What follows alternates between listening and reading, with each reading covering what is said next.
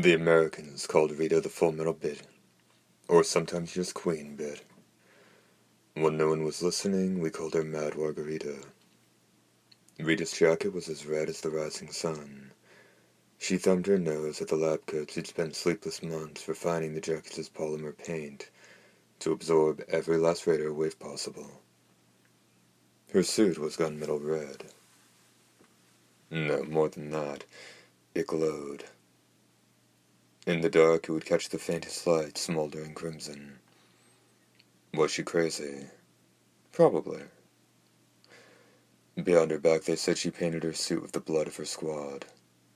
When you stand out like that on the battlefield, you tend to draw more than your fair share of enemy fire.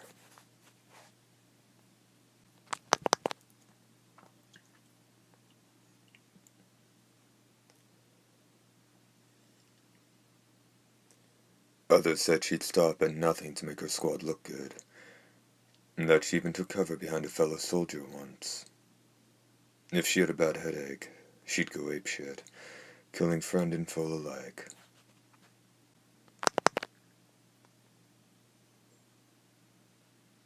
And yet not a single enemy round had ever so much as grazed her jacket. She could walk into any hell and come back unscathed. They had a million stories. Your rank-and-file soldier ended up with a lot of time on his hands, and listening to that sort of talk, passing it on, embellishing it, and that was just the sort of thing he needed to kill time and to keep the subject off dead comrades.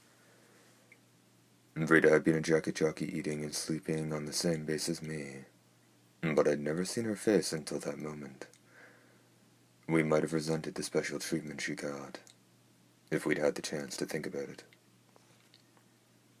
I couldn't take my eyes off the line of her hair. She wore it short, as it bobbed in the wind. And there was a graceful balance to her features. You might even have called her beautiful. She had a thin nose, a sharp chin. Her neck was long and white, where most jacket jockeys didn't even have necks. Her chest, however, was completely flat, at odds with the images of Caucasian women you saw plastered on the walls of every barrack cell. Not that it bothered me. Page break.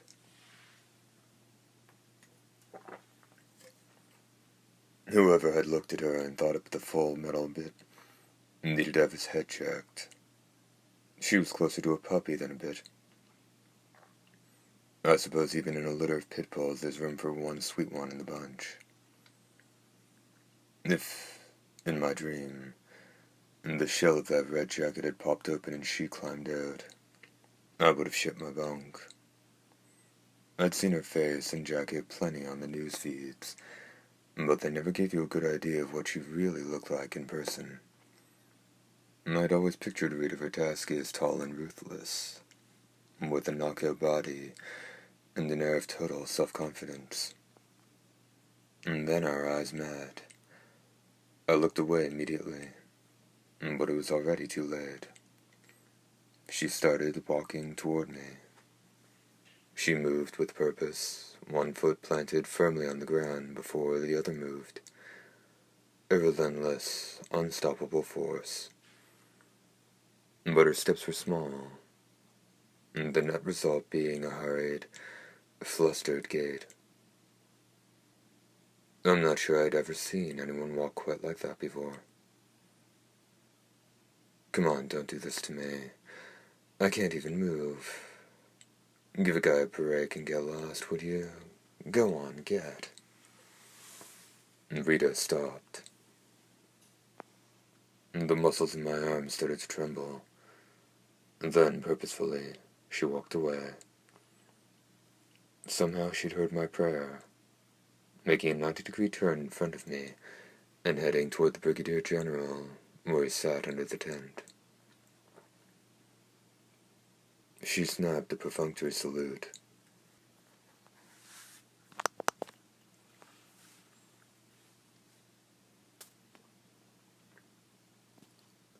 Not so sloppy as to be insulting, but not so stiff you could hear anyone cracking either. A fitting salute for the Full Metal Queen. The Brigadier General cast a doubtful glance at Rita. Rita was a sergeant major. In the military hierarchy, the difference between a brigadier general and a sergeant major was about the same as the difference between a full-course meal at a snooty restaurant and an all-you-can-eat buffet. Recruits like me were strictly fast food, complete with an oversized side of fries. But it wasn't that simple. It never was. Rita was U.S. military, the linchpin of the upcoming operation, and one of the most important soldiers on the face of the planet. Rank aside, it was hard to say which one of them really held more power. Rita stood in silence. The Brigadier General was the first to speak. Yes, Sergeant.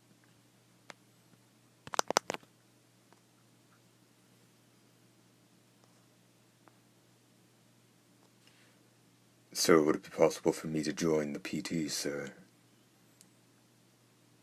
The same high voice from my dream, speaking perfectly in tone burst. You have a major operation coming up tomorrow. So today, sir. My squad has never participated in this form of PT, sir. I believe my participation could be vital in ensuring the successful coordination and execution of tomorrow's joint operation. The general was at a loss for words.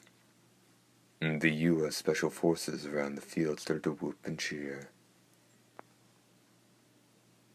Request permission to participate in the PT, sir, she said. Granted. Sir, thank you, sir. She flashed a quick salute. Doing an about-face, she slipped among the rows of men staring intently into the ground. She chose a spot beside me and started her ISO push-up. I could feel the heat coming off her body through the chilly air between us. I didn't move. Rita didn't move. The sun hung high in the sky, showering its rays over us, slowly roasting our skin. A drop of sweat formed in my armpit, and then traced its way slowly to the ground. Sweat had started to bead on Rita's skin, too. Hell. I felt like a chicken crammed into the same oven as the Christmas turkey. Rita's lips made the subtlest of movements. A low voice only I could hear. Do I have something on my face? What? You've been staring at me for a while now. Me? No. I thought maybe there was a laser bead on my forehead.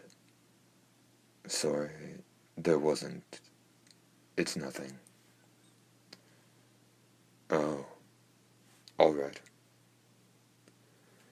Shit for brains, Korea, you're slipping. The lieutenant barked. I quickly extended my arm back into position. Beside me, Rita Vitaski, with the disinterested expression of someone who'd never had a need for human contact her entire life, continued her ISO push-up. PT ended less than an hour later. The general, the taste of bile in his mouth forgotten, returned to the barracks without further instructions. The 17th Company had spent a productive pre-battle afternoon. It hadn't played out the way I remembered it. In my dream, I never made eye contact with Rita, and she hadn't joined in the PT. Maybe I was reading too much into things, but I'd say she did it just to piss the general off. It took a Valkyrie reborn to throw a monkey wrench into a disciplinary training session planned with military precision and get away with it. And then again, her antenna may have just picked up something that made her want to see what this weird ISO push-up thing was all about. Maybe she had just been curious. One thing was for sure, though. Rita Vitaski wasn't the girl everyone made her out to be. Third part ends.